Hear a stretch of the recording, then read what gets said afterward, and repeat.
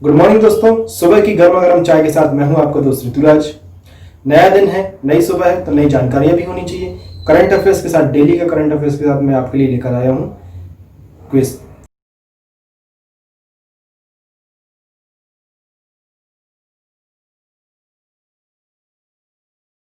करते हैं आज की क्लास। देश और दुनिया के इतिहास में 27 अक्टूबर के दिन क्या प्रमुख घटनाएं हुई थी, एक एक करके हम सारी जानेंगे। 27 अक्टूबर के दिन 1811 में, सन 1811 में आज ही के दिन आइजैक मैरिट सिंगर ने दुनिया में जन्म लिया था। अब ये जो आइजैक मैरिट सिंगर जो हैं ये कौन थे? इन्होंने ही सिलाई मशीन का आविष्कार किया था। आज आप देखते होंगे, आप कोई भी सिलाई मशीन देखते हैं तो उसमें सिंगर लिखा होता है। तो ये सिंगर जो है ये वही है जिन्होंने 1811 में 27 अक्टूबर के दिन ही जन्म हुआ था, जिन्होंने सिलाई मशीन का आविष्कार किया था। उनका पूरा नाम है आइजैक मैरिट सिंगर। सन 2020 में 27 अक्टूबर के दिन देश के 10वें और पहले दलित राष्ट्रपति KR नारायणन जी का जन्म हुआ था, सन 1920 में। सन 1952 में, 1952 में, 1952 में फिल्म जगत के जाने माने भजन गाने वाले, भजनों में खास पहचान बनाने वाली अनुराधा पौडवाल जी का जन्म हुआ था, सन 1952 में। 1952 में अनुराधा पौडवाल जी का जन्म हुआ था। सन 2003 में चीन में एक भयंकर भूकंप आया था जिसमें लगभग 50,000 से अधिक लोग प्रभावित हुए थे, सन 2003 में। तो चलिए स्टार्ट करते हैं वापस अपने करंट अफेयर्स क्विज की तरफ। क्वेश्चन है यहाँ पे, हाल ही में आसन कंजर्वेशन रिजर्व एक रामसर स्थल बन गया है जो इसे अंतर्राष्ट्रीय महत्व का वेटलैंड मानती है। ये निम्नलिखित में से किस भारतीय राज्य में स्थित है? आपको बताना है। आंसर कंजर्वेशन रिजर्व जो बना है, जो एक रामसर स्थल बना है, आपको बताना है ये किस स्टेट में है। ऑप्शन है आपके पास असम, उत्तराखंड, हिमाचल प्रदेश या फिर मिजोरम। चलिए इसका आंसर आप मुझे करने दीजिए। दोस्तों आपसे निवेदन है कि अगर आपने मेरे चैनल को अभी तक सब्सक्राइब नहीं किया है, आप पहली बार इस वीडियो में आए हैं, तो प्लीज़ इस चैनल को सब्सक्राइब करिए, जिससे आपको आने वाले समय में नेक्स्ट वीडियो की नोटिफिकेशन लगातार मिलते रहे। और साथ ही साथ बेल आइकन को क्लिक जरूर कर लीजिए। और दोस्तों अगर आपको वीडियो पसंद आता है तो लाइक ज़रूर करें, जिससे आपको आने वाले समय में उन वीडियोस के नोटिफिकेशन अच्छे से मिलते रहेंगे, क्योंकि हमारी क्लास जो है वो रेगुलर रहती है। डेली मैं आपके लिए सुबह करंट अफेयर्स के क्विज डालता हूँ और कुछ आर्टिकल्स को भी हम स्टडी करते हैं। तो यहाँ पे क्वेश्चन है, आसन कंजर्वेशन रिजर्व एक रामसर स्थल बन गया है। आपको बताना है ये रामसर स्थल जो है वो किस भारतीय राज्य में स्थित है। ऑप्शन आपके पास असम, उत्तराखंड, हिमाचल प्रदेश और मिजोरम है। चलिए इसका आंसर है उत्तराखंड। अब इसके बारे में कुछ डिटेल्स देख लेते हैं। आसन कंजर्वेशन रिजर्व उत्तराखंड का पहला रामसर स्थल बन गया है।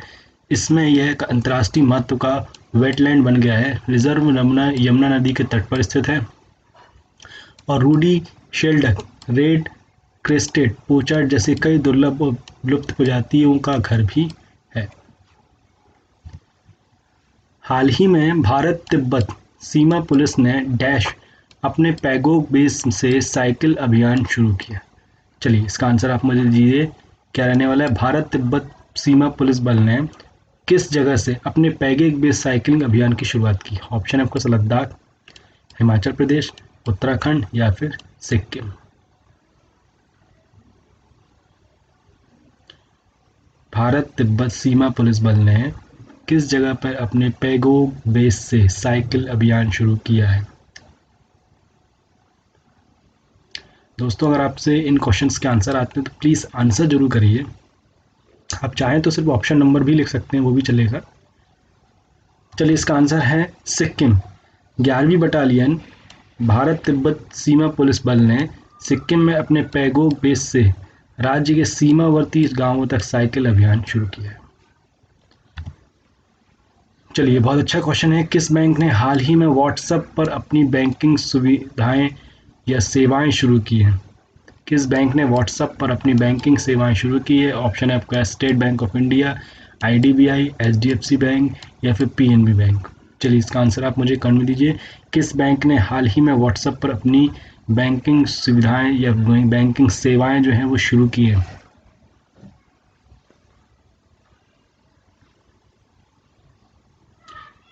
चलिए इसका आंसर है IDBI। इसका आंसर है आईडीबीआई। अब इसके बारे में कुछ थोड़ा सा डिटेल से देख लेते हैं। आईडीबीआई बैंक ने अपने ग्राहकों के लिए व्हाट्सएप पर बैंकिंग सेवा शुरू की। बैंक सुविधा के अनुसार अपने कस्टमर की सहूलियत के लिए और सभी कस्टमर को आसानी से बुनियादी बैंकिंग सेवाएं प्राप्त हो सकें, आईडीबीआई बैंक ने इस सुविधा को पूरे देश में शुरू किया है। इस सुविधा का उपयोग कस्टमर दूसरे शहरों में रहकर भी कर सकते हैं। हाल ही में जयंत माधव का निधन हो गया। वह किस चीज़ के लिए प्रसिद्ध थे? आपको बताना है। जयंत माधव जी का हाल ही में निधन हुआ है। वह क्या थे? वह एक अभिनेता थे, राजनीतिज्ञ थे, वैज्ञानिक थे या फिर अर्थशास्त्री थे? चलिए, आपको इसका आंसर देना है। कमेंट में क्या रहने वाला है? हाल ही में जयंत माधव जी का निधन हुआ है। वह प्रसिद्ध थे किस चीज़ को लेके?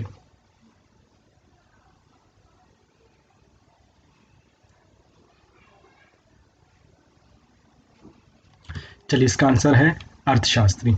असम के प्रसिद्ध अर्थशास्त्री डॉक्टर जयंत माधव जी का निधन हो गया। उन्होंने कलकत्ता महानगर विकास कॉरपोरेशन के वित्तीय सलाहकार के रूप में काम किया और एडीबी में निदेशक के रूप में भी कार्य किया है। वह उत्तर पूर्व विकास वित्त निगम लिमिटेड के संस्थापक अध्यक्ष भी थे। निम्नलिखित में से कौन सेबी द्वारा गठित मार्केट डेटा सलाहकार समिति का प्रमुख होगा? ऑप्शन है आपके पास एन एस विश्वनाथन, जी महालिंगम, माधवी पुरीबुच या फिर तपन रे। चलिए, इसका आंसर दीजिए कमेंट में। निम्नलिखित में से कौन सेबी द्वारा गठित मार्केट डेटा सलाहकार समिति का प्रमुख होगा? मार्केट डेटा सलाहकार समिति का प्रमुख कौन रहने वाला है, यहाँ पे बताना है आपको। ऑप्शन है आपके पास एन एस विश्वनाथन, जी महालिंगम, माधुरी पुरी बुच या फिर तपन रे।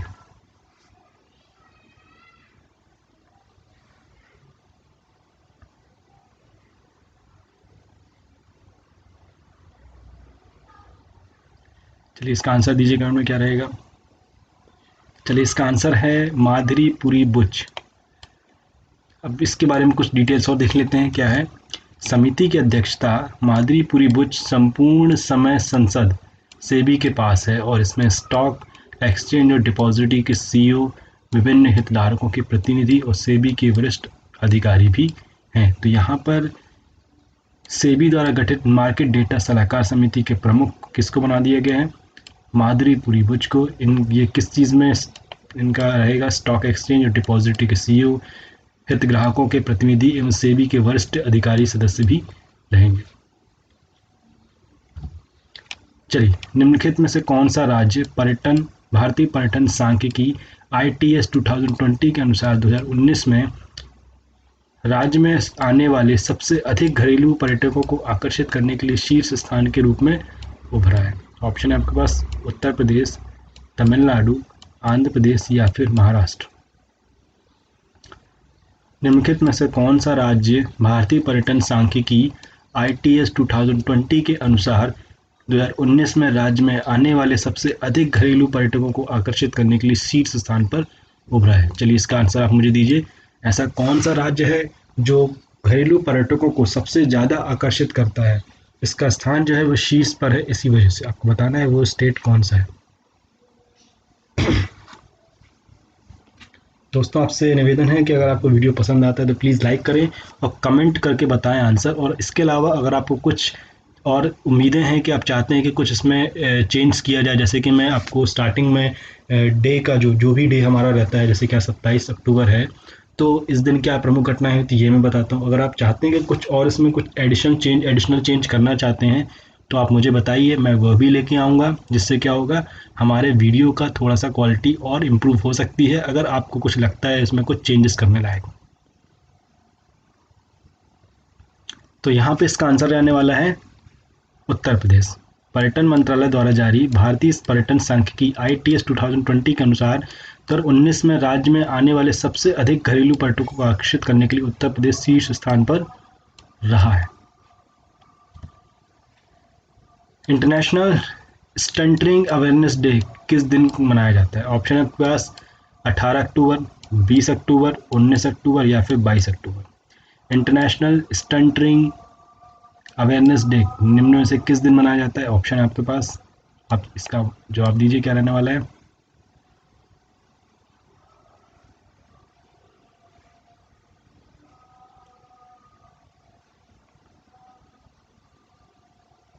चलिए इसका आंसर है 22 अक्टूबर। अंतर्राष्ट्रीय स्तर पर जागरूकता दिवस हर साल 22 अक्टूबर को मनाया जाता है। यह दिन उन लाखों लोगों के लिए सार्वजनिक जागरूकता बढ़ाने के लिए है जिन्हें हकलाने या हकलाने का एक भाषण विकार भी है। मतलब कहने का मतलब ये है कि जो व्यक्ति हकलाते हैं उनके लिए उनसे हमको किसी प्रकार की घृणा नहीं करना है, उनको हमको साथ में लेके चलना है या उनसे किसी के प्रकार का हमको मजाक नहीं करना है। इस चीज़ को लेके सार्वजनिक जागरूकता बढ़ाना है, इसीलिए इंटरनेशनल स्टंटरिंग अवेयरनेस डे मनाया जाता है 22 अक्टूबर को हर वर्ष। चलिए इसी पे से एक और क्वेश्चन है यहाँ पे, इंटरनेशनल स्टंटरिंग अवेयरनेस डे अथवा अंतर्राष्ट्रीय हकलाहट जागरूकता दिवस 2020 का विषय क्या है, जो कि मनाया जाता है कब, 22 अक्टूबर को। मैंने अभी आपको पिछले क्वेश्चन में बताया। अब यहीं पे एक क्वेश्चन और बन रहा है यहाँ पे कि ये जो इस बार का अंतर्राष्ट्रीय हकलाहट जागरूकता दिवस जो मनाया गया है, इंटरनेशनल स्टंटरिंग अवेयरनेस डे मनाया गया है 2020 का, विषय क्या है, थीम क्या है। ऑप्शन है आपके पास, journey of words, resilience of the bouncing back and speak your minds, stunning pride, respect, dignity, recognitions, spread the word, education, cooperations and communication। चलिए इसका आंसर आप मुझे दीजिए कमेंट में क्या रहने वाला है। इंटरनेशनल स्टंटरिंग अवेयरनेस डे 2020 का विषय क्या है, थीम क्या है। चलिए इसका आंसर है journey of words, resilience and bouncing back. चलिए आगे बात करेंगे, प्रतिवर्ष विश्व पोलियो दिवस किस दिन मनाया जाता है। ऑप्शन है आपके पास 20 अक्टूबर, 24 अक्टूबर, 22 अक्टूबर या फिर 20 अक्टूबर। 25 अक्टूबर, 24 अक्टूबर, 22 अक्टूबर या फिर 20 अक्टूबर। अंतर्राष्ट्रीय पोलियो दिवस किस दिन मनाया जाता है प्रतिवर्ष, आपको बताना है। ये बहुत इंपॉर्टेंट है, आपने बचपन में पोलियो की दवाई पी ही होगी, हमको ये चीज़ पता भी रहनी चाहिए कि विश्व पोलियो दिवस किस दिन मनाया जाता है।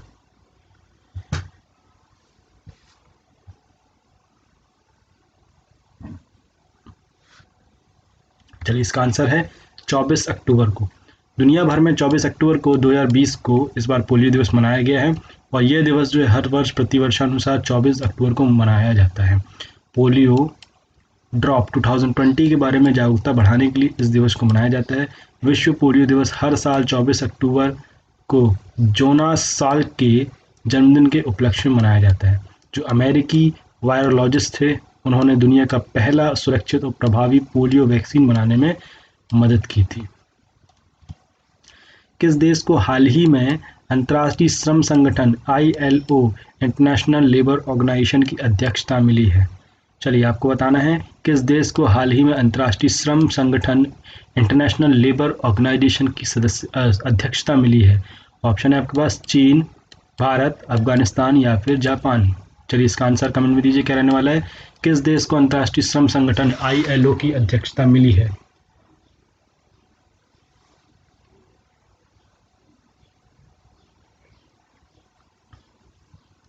चलिए इसका आंसर है भारत। भारत को 35 साल के लंबे अंतराल के बाद अंतर्राष्ट्रीय श्रम संगठन इंटरनेशनल लेबर ऑर्गेनाइजेशन की गवर्निंग बॉडी संचालन मंडल की अध्यक्षता मिली है।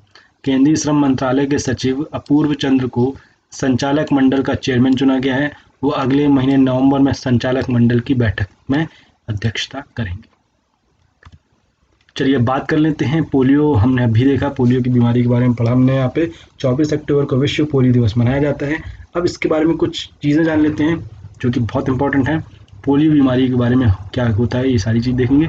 पोलियो या फिर इसका पूरा नाम है पोलियो मेलाइटिस, एक अपंग यानी विकलांग करने वाली घातक बीमारी है। पोलियो वायरस के कारण यह बीमारी होती है। व्यक्ति से व्यक्ति में फैलने वाला यह वायरस संक्रमित व्यक्ति के मस्तिष्क और रीढ़ की हड्डी पर हमला कर सकता है, जिससे पक्षाघात होने का भी आशंका होती है। पक्षाघात की स्थिति में शरीर को हिलाया नहीं जा सकता और व्यक्ति हाथ, पैर या अन्य किसी अंग से विकलांग हो सकता है। विश्व स्वास्थ्य संगठन के प्रयासों और विभिन्न देशों की सरकारों की दृढ़ता के साथ टीकाकरण अभियान के साथ दुनिया को पोलियो से बचाया जा रहा है। पोलियो के लक्षण क्या होते हैं? पोलियो से संक्रमित लगभग 72 लोग किसी भी लक्षण का अनुभव नहीं करते हैं, किसी प्रकार कोई लक्षण फील नहीं होता है लगभग 72% लोगों में। बल्कि यहाँ पे कुछ चीज़ें बता रहा है, जैसे कि संक्रमित लोगों में लगभग 25% लोगों को बुखार, गले में खराश, मतली, सिरदर्द आदि रहता है। तो ये एक ऐसी बीमारी है जिसके बारे में ज़्यादा लक्षण भी नहीं समझ में आते हैं, समझ में नहीं आता है कि ये क्या हो रहा है, और ये बीमारी आपको धीरे धीरे घसती जाती है। इसको देखते हुए हर वर्ष प्रति वर्षानुसार पूरे दुनिया में विश्व पोलियो दिवस मनाया जाता है। इस दिन लगभग 5 साल तक के सभी छोटे बच्चों को पोलियो ड्रॉप पिलाया जाता है। चलिए आगे बात करेंगे। भारत लगभग 35 साल के बाद आईएलओ का अध्यक्ष होना है। भारत को 35 साल के अंतराल के बाद अंतर्राष्ट्रीय श्रम संगठन आईएलओ के संचालन मंडल की अध्यक्षता मिली। इस पद के लिए श्रम सचिव अपूर्व चंद्र को चुना गया है। श्रम मंत्रालय ने 23 अक्टूबर 2020 को एक बयान में कहा कि 35 साल के बाद भारत को आईएलओ के संचालक मंडल में अध्यक्षता मिली है। वर्तमान में आईएलओ के 187 सदस्य हैं। यह पद अंतर्राष्ट्रीय स्तर का है। गवर्निंग बॉडी आईएलओ का शीर्ष कार्यकारी निकाय है जो कि नीतियों, पॉलिसीज जिसको बोला जाएगा, कार्यक्रमों, एजेंडे, बजट का निर्धारण करता है और महानिदेशक का चुनाव का कार्य भी करता है। साथ ही साथ वर्तमान समय में आईएलओ के 187 सदस्य भी हैं। अब ये भी देख लेते हैं भारत आईएलओ के बारे में क्या है। भारत आईएलओ के संस्थापक सदस्यों में से एक है। यह साल 1919 में वर्साई की संधि के तहत बनाया गया था और यह साल 1946 में एक विशेष एजेंसी भी बन गया। अपूर्व चंद्र जी को अध्यक्ष चुना गया है भारत की तरफ से यहाँ पे। अब उनके बारे में कुछ चीज़ें भी जान लेते हैं। अपूर्व चंद्र 2020 में होने वाली निकाय की आगामी बैठक की अध्यक्षता करेंगे। जिनेवा में उनके पास सदस्य देशों के वरिष्ठ अधिकारियों और सामाजिक भागीदारियों के साथ बातचीत करने का अवसर होगा। ये संगठित या असंगठित क्षेत्र में सभी श्रमिकों को सामाजिक सुरक्षा के सार्वभौमिककरण के बारे में मंशा स्पष्ट करने के अलावा श्रम बाजार की कठोरता को दूर करने के लिए भारत सरकार द्वारा की गई परिवर्तनकारी पहलों के प्रतिभागियों के लिए एक मंच प्रदान भी करेगा। तो यहाँ पे काम की चीज़ें क्या है, बड़े बड़े वर्ड लिखे हैं, इसको देख के आप कंफ्यूज मत होइए। यहाँ पे इनका सीधा सा कहने का मतलब ये है कि ये जो मीटिंग होने वाली है, जो समिट होने वाली है, इसमें भारत क्या करेगा, संगठित या असंगठित क्षेत्र के सभी श्रमिकों को सामाजिक सुरक्षा मिले, उनकी सार्वभौमिकता हो, मतलब उनको इम्पोर्टेंस दी जाए, और इसके अलावा बाज़ार में जो कठोर नियम बने हुए हैं उसको थोड़ा सा लचीला किया जाए। ये सब चीज़ों को करने के लिए और साथ ही साथ में सरकार के द्वारा क्या परिवर्तन किए गए हैं इनकी प्रतिभागियों को बढ़ाने के लिए, ये सभी चीज़ों के लिए एक कठोर एक मंच प्रदान करता है। कौन? ये है बोर्ड आईएलओ। अपूर्व चंद्र कौन है? अपूर्व चंद्र 1988 बैच के महाराष्ट्र कैडर के आईएएस अधिकारी हैं। भारत सरकार के पेट्रोलियम और प्राकृतिक गैस मंत्रालय में 7 साल से अधिक समय तक अपूर्व चंद्र ने कार्य किया है।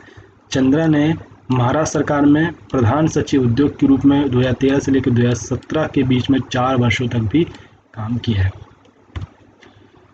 चलिए एक और यहाँ पे बहुत इंपॉर्टेंट आर्टिकल है। एफएटीएफ का बड़ा फैसला क्या है? ग्रे लिस्ट में ही बना रहेगा Pakistan. Financial action task force FTF की घोषणा में 23 अक्टूबर 2020 को फैसला लिया गया कि पाकिस्तान को ग्रे लिस्ट में ही रखा जाएगा।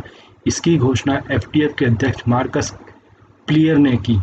फ्रांस की राजधानी पेरिस में हुई बैठक में कहा गया कि पाकिस्तान एफटीएफ के एक्शन प्लान्स के सभी 27 मापदंडों का पालन करने में असफल रहा है, इसलिए उसे ग्रे लिस्ट में ही रखा जाएगा। पाकिस्तान फरवरी 2021 तक ग्रे लिस्ट में रहेगा। एफटीएफ ने कहा कि पाकिस्तान ने हमारे 27 कार्य योजनाओं में से केवल 21 को ही पूरा किया है और अब इससे पूरा करने में समय सीमा समाप्त हो चुकी है। इसलिए एफटीएफ साल 2021 तक पाकिस्तान के सभी कार्य योजनाओं को पूरी तरह से अनुरोध करता है। ग्रे सूची में किन देशों को डाला जाता है ये भी देख लेते हैं, क्योंकि हमको पता रहना चाहिए कि भाई ग्रे सूची है क्या। ग्रे सूची में उन देशों को डाला जाता है जो काले धन को वैध बनाना तथा टेरर फंडिंग हेतु जाने जाते हैं। ग्रे सूची में डाले गए देशों के ब्लैक लिस्ट होने का खतरा बना रहता है। अंतर्राष्ट्रीय संस्थानों और देशों के आर्थिक प्रतिबंधों का सामना कर पड़ सकता है। ग्रे सूची में डालने के बाद उस देश को अंतर्राष्ट्रीय संस्थाओं और देशों में ऋण प्राप्त करने में बड़ी दिक्कत आती है। सूची में डालने के बाद देश को अंतर्राष्ट्रीय व्यापार में कमी की हो जाती है और साथ ही साथ उसकी अर्थव्यवस्था भी कमज़ोर हो जाती है। तो यहाँ पे पाकिस्तान के साथ एक बहुत ही दुर्भाग्यपूर्ण बोल सकते हैं अपन, क्योंकि उनने ऐसा काम किया है तो ऑब्वियसली बनी बात है इनके साथ ऐसा ही होना चाहिए। टेरर फंडिंग, अवैध धन और आतंकवादी घटनाओं को ये बढ़ावा देते हैं। इसी को देखते हुए जो FATF है, जो फाइनेंशियल एक्शन टास्क फोर्स है, इसने पाकिस्तान को ग्रे लिस्ट में बने रखने के लिए बोला है। कब तक के लिए? फरवरी 2021 तक ये ग्रे लिस्ट में ही रहेगा। दोस्तों ये तो हो गया हमारा करंट अफेयर्स। Thank you. हमारा क्या आज का करंट अफेयर्स। नेक्स्ट क्लास में हम पढ़ेंगे, कल की क्लास में मैं डेली आपके लिए लेके आने वाला हूँ, डेली हमारी क्लास रहने वाली है। कल हम फिर पढ़ेंगे कल का करंट अफेयर्स और सारी चीज़ों को जानेंगे। आशा करता हूँ आपको ये मेरा वीडियो पसंद आया होगा। अगर पसंद आया है तो लाइक करिए और ज़्यादा से ज़्यादा शेयर करिए, और अगर आपने इस चैनल को सब्सक्राइब नहीं किया है तो प्लीज़ इसे सब्सक्राइब करिए। हमारी क्लास रेगुलर चल रही है, मैथ्स की क्लास भी हमारी रेगुलर चल रही है, साइंस भी चल रही है, सारी क्लासेस हमारी रेगुलर चल रही हैं। Thank you.